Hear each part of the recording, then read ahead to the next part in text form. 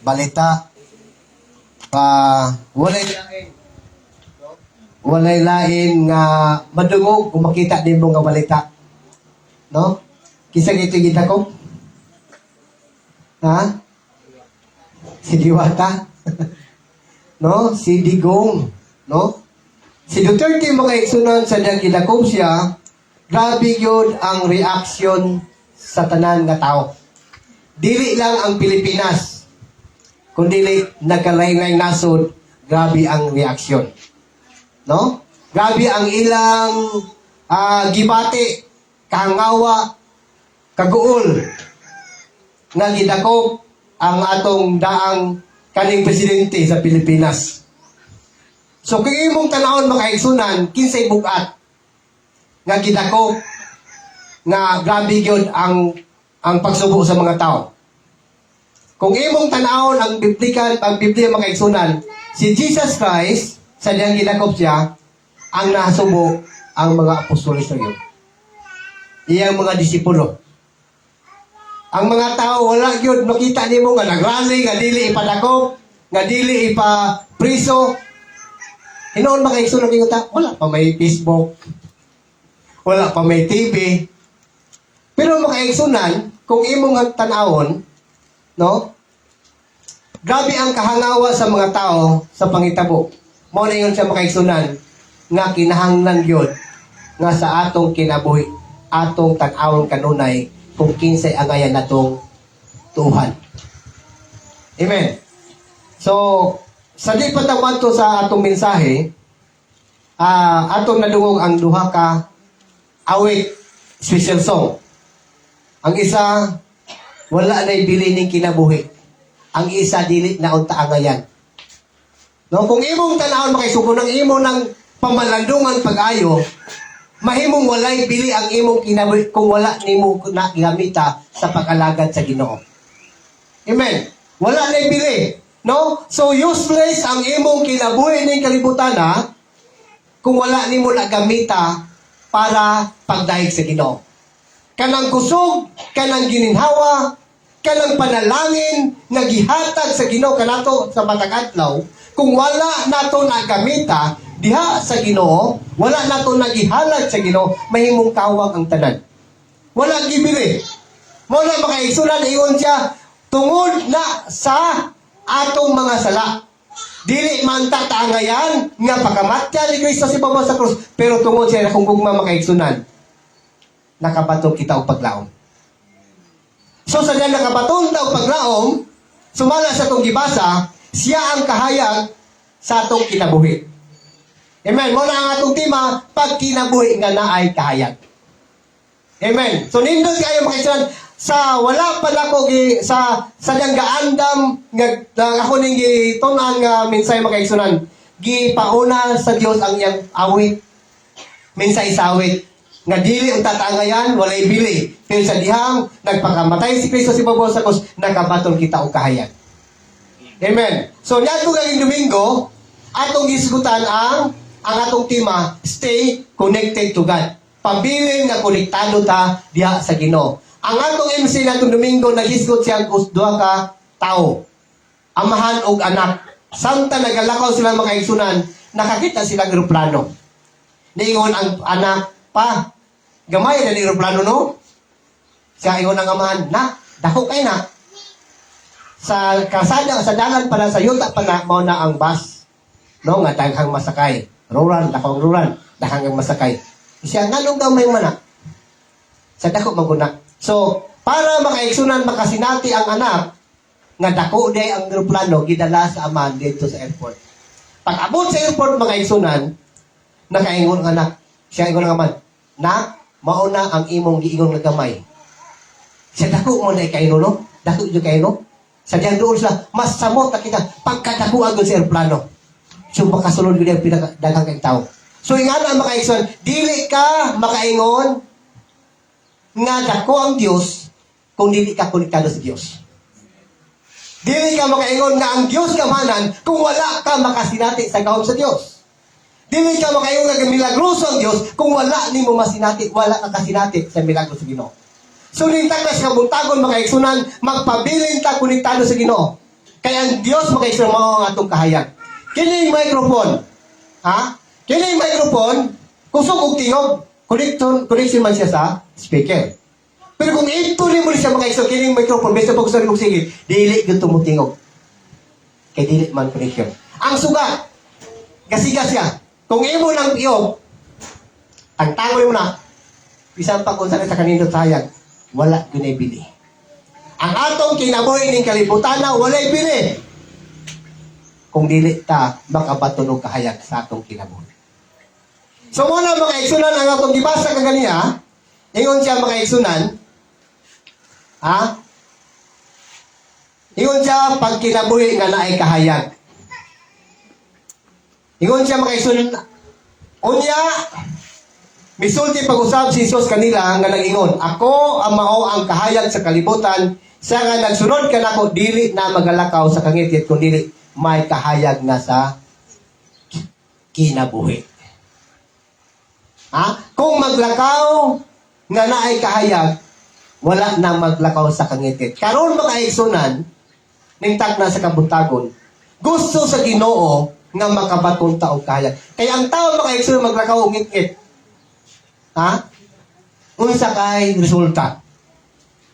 Kung imo nang tanaw ng buta, kanang buta to example ng buta.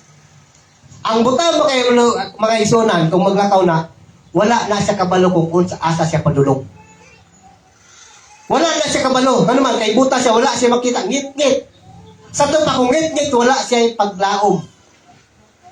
Wala siya kabalo kung asa siya padulong. Pero salamat sa Ginoo mga igsunan nga ang Dios nga naghatag natong kahayag, nagasaad siya kung naa na ka sa kahayag, naa kay paglaom. Amen. Naa kay paglaom. Sa atong bersikulo karon, gigamit ni Jesus ang physical na kahayag isip kumpara sa espirituhanong kahayag. O gigamit niya ang kalainan nini physical na pangitit isip kumpara sa espirituhanong pangitit. Dunay duha kabuok ang gikumpara. Kahayag nga espirituhanon o kahayag o kangitgit sa physical. So, kung ma-burn out, ha? Masay mo bation? Magpagulbul kangitgit na po ni oy. Amen. No? Grabe, kangitgit kung sa punin ko, sa niko, sa paday mong pangyaw-yaw. Kanuman, kay naanad ka o kahayag. Amen. So kung diyan punta sa internet mo kay sunan, kung walay connection, bagulbol sa puning internet connection nga pwede maghinaya ka, galuling-luling man. So inganaw sa mga iso, gusto sa Ginoo, kung naatas sa kaya kinahanglan ang atong connection naagid sa Dios. Amen. Naagid sa Dios kinahanglan kining connection o kahayag kauban na. Mag-unsa man ang kahayag kung wala kay connection siya, kaya. Mag-unsa man ning suga kung wala kay connection sa kuryente. Mag-unsa ning bumbilya. Mag-unsa ning fluorescent kung dili ka connection sa wire sa kuryente. Iba wala. Mo na makaisa ng mensahe kanya sa awit, walay bilining kinabuhi kung walay Dios. Ya. Nindot kayo. Mo na yung sa samtang may panahon pa, buhatan na ang mayo. Ang pagsimba maayo dili. Amen. Maayo ang pagsimba, muna padayon na ang pagsimba. Kaya ang atong pag-alagad sa Ginoo, ang atong pagsimba, dili ni makawang sumala sa Korinto. Ang imong paghago, kanang imong pagbaklay, pagikan sa balay kalayo kayo, inudumi, nakatali na diya sa libro sa kinabuhi. Dili imong anak, dili imong bana, dili imong papa, ang makaani sa imong gibuhat. Kay sumala si Bidyo Makison, tagsa-tagsa ta nga makadawat sa ganti sumala sa atong binuhatan. Amen. So, wala makaisingon siya. Hallelujah, ingon siya. Dua ka klase ang isgutan sa atong bersikulo nga gibasa, physical o espiritual. Ang mga tao na kinahanglan og kahayag aron makita niya, aron makakita kung asa sila paingon. Amen. Ha? Nagkinahanglan ang tao og kahayag aron makakita siya kung asa siya padulong. No, kung maglakaw ka nga wala ka kapalo, pulos kangit-ngit, Kung imagine, kung imo ko naon, tatapin ni umata maglakaw ka. Ha? Unsa kayo una nimo? Unsa mo puti sumunod na? Asa ka kung padulong ani, mabangga baka ko ani, mahulog baka ko ani, mapandol baka ko. Daghan ka kung naunahon. Basta wala kay makita. Pero kung naa ka sa kahayag, kung hayag magkaisunan, kumpante kay ka. Nga magalakaw. Amen. So, dun, aron, gikinahanglan ang kahayag, aron makaibalo ka kung asa ka padulong. Nini nga bersikulo kaigsunan, nini nga 6, kinahanglan nila ang espirituhan ng kahayag, aron makita kung asa sila padulong. Ang tao makaigsunan ng kinahanglan og kahayag para makabalo ka kung asa ka padulong. Mauna, nakabalo ta kung kinsa ang kahayag. Okay. Ang kalibutan nga atong gipuy-an mo'y usa ka espirituhan ng kagitgit nga dapit. Sa pagkatinuod, kini usa ka kalibutan nga gihimanduan sa daghang mga pinaagi sa gitawag ni Apostol Pablo nga gahom sa kangitngit. Naapoy gahom ang kangitngit. Amen. Ayaw pagsalig nga ang kangitngit walay gahom. Naa. Ingon siya pagkaisunan. Kolosas Kapitulo 1 versikulo 13 atong basahon. Kolosas 1:13. Nakaingon siya, kay giluwas kita niya gikan sa gahom sa kangitngit o gidala ngadto sa gingharian sa iyang mahigugmaong anak. Asa ta giluwas gikan sa gahom sa kangitngit. Dunay gahom ang kangit. Mao na mga isunod dunay tao nga bisag unsaon yung nag-share sa pulong sa Ginoo, dili yun ang usabot. Dili po na makasabot. Sa atong paagi sa pagsimba, daghang di makasabot. Ano man sila, bana makay mo simba. Na may pak, na mo pakpak, na mo sayo-sayaw, na mo lukso-lukso, na pahilak-hilak. Hilak-hilak daw. Ha? Hilak-hilak daw? Ha? Gituyo ni mo na umilak ka? Kesa man kasi natin ka nakahilak. Gituyo ni mo na? Dili ni mo na, wala ni mo na tuyo. Nganong nakahilak ka? Itong kagibati ni mo ang pagkamayo sa Ginoo. Na-imagine mo kung wala pa ang Diyos, kung wala pa katagi o kahayag sa Diyos, wala unta ka karon diri. Amen. Wala unta ka mo simba karon kung wala pa tatagi o kahayag sa Ginoo. Mao na ingon siya kanya, giluwas ta sa Ginoo gikan sa gahom sa kangitngit. Mao nang naan nata karon sa kahayag. Mao na nga man doon na kay kahanawa, doon na kay tinguha nga makasimba. Amen. Nga bisag layo ka, nga unta, nga gusto di ka mo simba sige. Mao na nga doon naman, kay doon na kay kahayag sa imong kinabuhi. O ang gitawag ni Apostol Juan nga pagmando sa usa ka daotan. Okay. Ingon siya sa 1 Juan 5:19. 1 John 5:19. Ingon siya makaigsunan, nasayod kita nga iyak kita sa Dios ug ang mga nga sa Dios ug nga nalipon sa yawa ang tibuok kalibutan. Naanak kita, iyanak kita sa Dios. Ang kalibutan gimanduan sa daotan. Mao na mga igsunan, matingala ka ngano man nga daghan pang daotan. Ngano mang mga tao nga bisan pag nakadungog na sa pulong sa Ginoo, bisan pag og sige nagsimba, magbuhat ra man gyapon og daotan. Ngano man kay nagkinabuhi pagyapon nga naa sa kalibutan. Wala paghihapon magadanag ang kahayag sa iyang kinabuhi. Mao na kayo gusto sa Ginoo nga ipadanag ang kahayag diha sa matag usa nato kakasing-kasing. Ingon siya, ingon usa ka sangputanan. Ingon siya, daghang mga tao ang wala may balo kung asa sila padulong. Nabutaan sa kangit-ngit ni Satanas ang ilang mga salabutan. Mao na matingala ka, ngano man yung mga tawhana? Ngano mga tawa di man makasabot? Ingon siya sa Korinto makaigsunan, sa ikadawang Korinto, kapitulo 4, versikulo 4, nag-ingon siya makaigsunan. Atong basahon. 2 Corinthians chapter 4 verse 4. Nag-ingon siya, Dili sila mutuo ni tungod ka nini, tungod kay butaan man sa daotang Dios, nining kalibutan na ang ilang una-una. Aron dili sila makakita sa kahayag sa may balita, may tungod sa himaya ni Kristo, nga mao ang sibo nga dagway sa Dios. Ha? Ganun dili sila makasabot kay gibutaan sila sa Dios nining kalibutan na. Kay ang kalibutan sa to gimanduan sa gahom sa kangit-ngit. Mao na nga kung makabatong gali ka og kahayag paningkamuti ang kahayag musanag.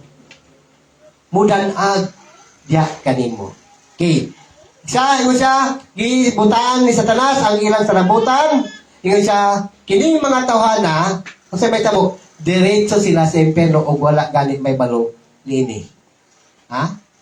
Kung ang tao nga magpabilin diya sa kangit-ngit, magpabilin sa buhat sa kalibutan, kaya ang kalibutan iya manggod sa kangit-ngit, mo na nga kitang tanan nga naay kahayag, paningkamutan nato nga ang kahayag musanag, mudanag. Kaya ngon siya sa Matthew makaisan, kamo ang kahayag sa kalibutan. Asa ang kahayag? Naani mo, naanako, sa diyang gidawat nato si Kristo. Kaya sumasok ibasa, si Kristo ang kahayag, sa diyang gidawat nato si Kristo, naan natay kahayag. Busa ang kahayag, kinahanglan ipadanag nato na makaigsunan.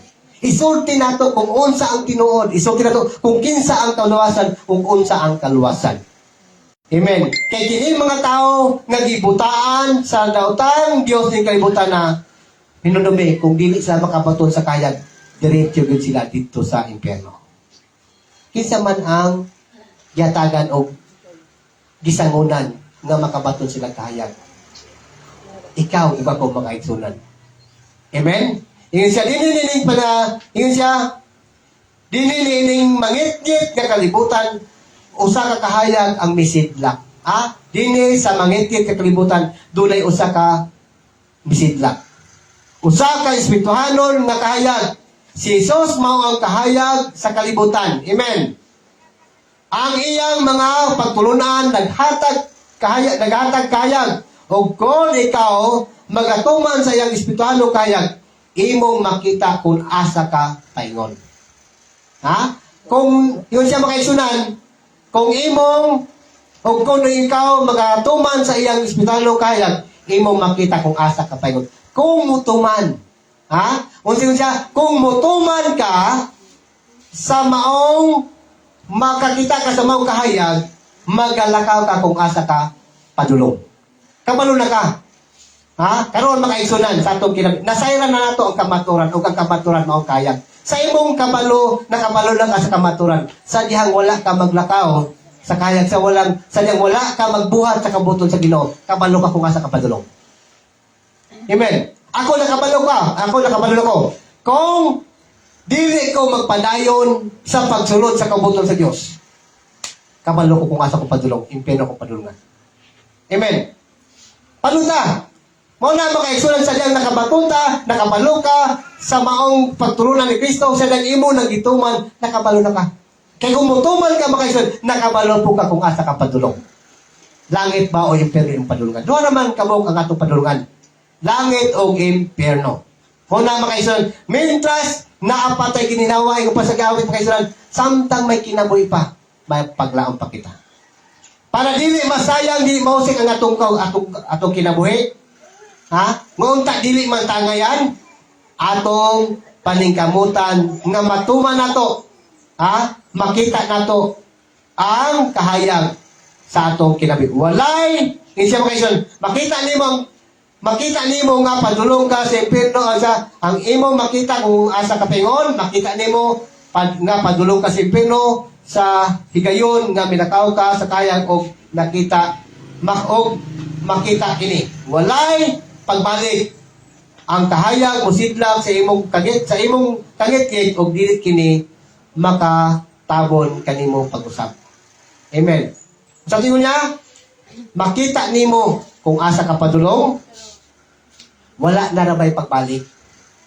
Sadyang madulong kag impierno, sadyang mamatay ta, ha?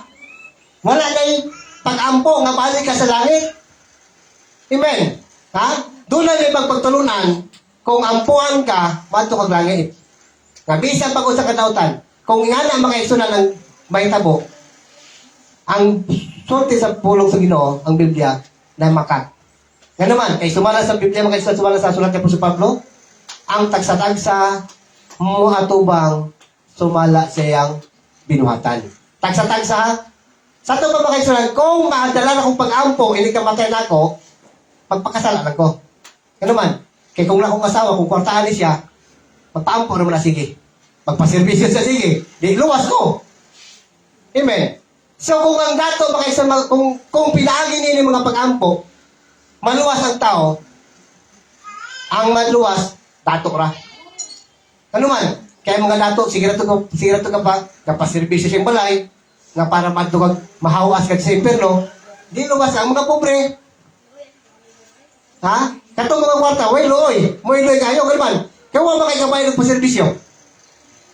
Amen? Pero mga ekso ngayon siya, kinira bang imong pag-antog kay pero wala na balik.